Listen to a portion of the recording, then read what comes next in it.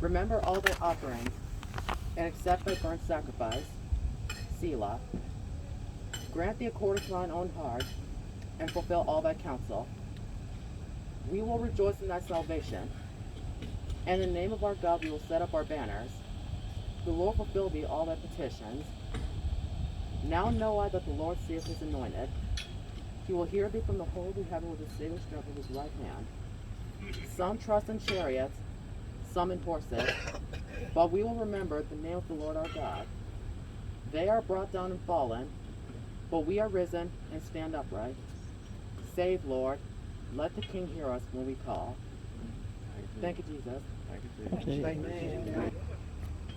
You know, the older I get, the more I learn to recognize emotions in myself. And the emotion I'm feeling right now is a overwhelming spirit of sorrow and an overwhelming spirit of nervousness.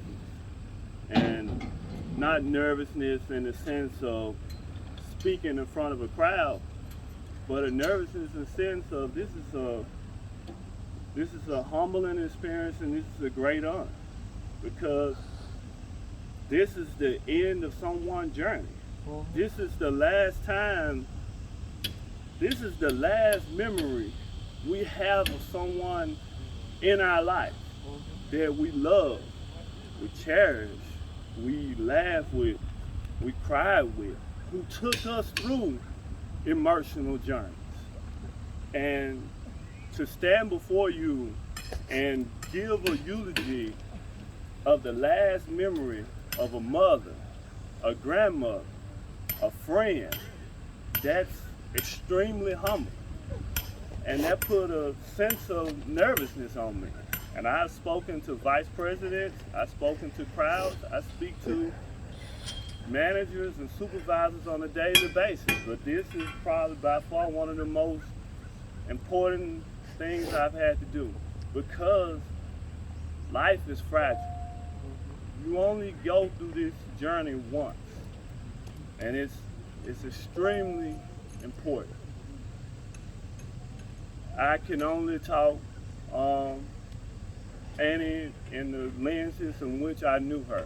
I called her Cousin Annie, grandmother. My family called her grandmother, Cousin Annie. She was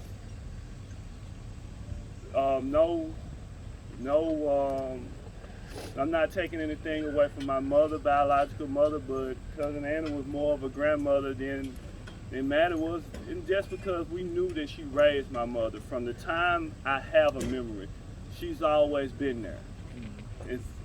We've met my dad on lunch. My dad worked long hours. We hardly ever saw him as kids, because having 13 children on one income, you have to bring in some money. And he worked long hours, and I thank God for him. And a lot of times we met him at lunch. Cousin Annie would cook for him.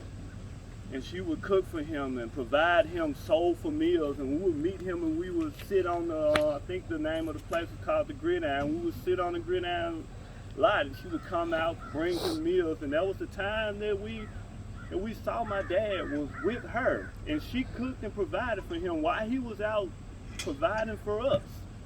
And those moments were special to us.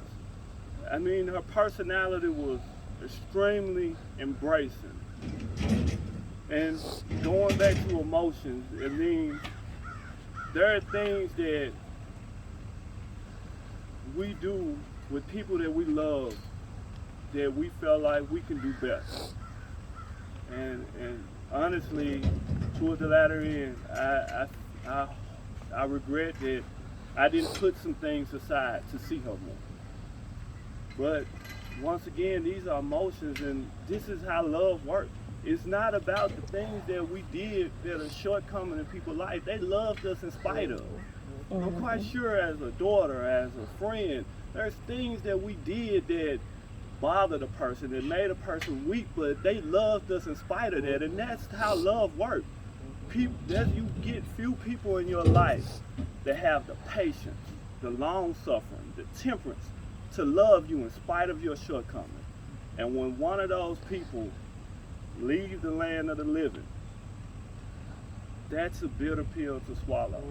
And but embrace that feeling, embrace those emotions, because the sorrow of her gone become a part of her now.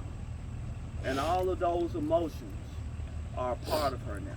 Embrace it. Embrace a person as a whole. And it's overwhelming to think that you never see a person again. That's overwhelming. That you can never have a conversation with them again. Never talk to them again. Never. I mean, that's